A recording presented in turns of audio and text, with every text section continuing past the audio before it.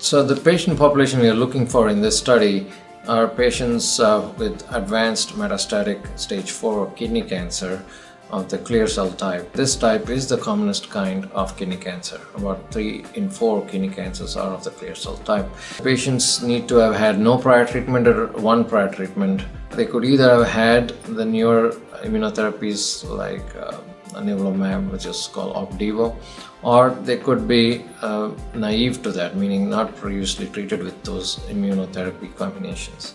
We want to see how this combination of these two drugs called guadocetabine, which is an injection 5 days in a row, and durvalumab, which is like nivolumab, how they work together in both the patients who have seen immunotherapy before and in patients in whom immunotherapy has not previously been used for their kidney cancer. So immunotherapy is great, the current immunotherapy molecules, but they only work in 1 in 4 patients. In the other 3 in 4, the same immunotherapy doesn't induce responses because part of the reason is the environment or the neighborhood around these tumors are suppressive to their function. By removing that hold or the brakes on them, we are hoping to promote the immunotherapy work. We have shown at a high quality in the preclinical models, which is before humans on the lab, in the mice, in cell lines. The treatment with the second drug makes the work of the immunotherapies easier and more powerful, and that's what we are hoping to replicate now in humans, which would of course be the ultimate goal. Not only do we want to understand that the combination works better than standard one drug immunotherapy, but we also want to understand in those it does not, why it does not, and what other potential follow-up studies could be done to overcome that mechanism of resistance. We know from multiple studies for many years and decades really that cancers build up what we call resistance or end arounds around what we are doing. So it is very important to understand why cancer cells become resistant to any therapy, because that will allow us to configure a different point of attack, a different angle of attack, so we can beat the cancer cell from a different angle.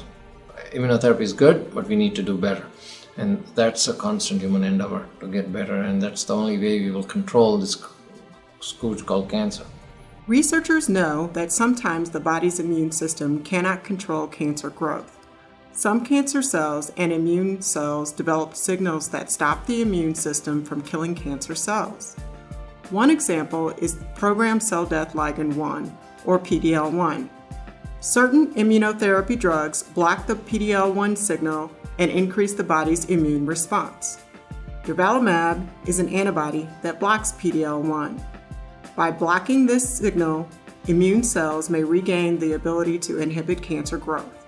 The purpose of this study is to evaluate the safety of durvalumab combined with guadocetabine and determine if this combination will be more effective than either method alone at killing cancer cells. In this study, all patients will be treated with durvalumab and guadocetabine. The use of durvalumab in combination with guadocetabine in this setting is investigational. Investigational means this combination has not been approved by the U.S. Food and Drug Administration to treat your type of cancer. Researchers will study durvalumab combined with guadocetabine in 2 parts. Part 1 will find the safe dose of durvalumab in combination with guadocetabine. Part 2 will find the length of time this combination controls your cancer. You may be eligible to participate in this study if you have metastatic kidney cancer.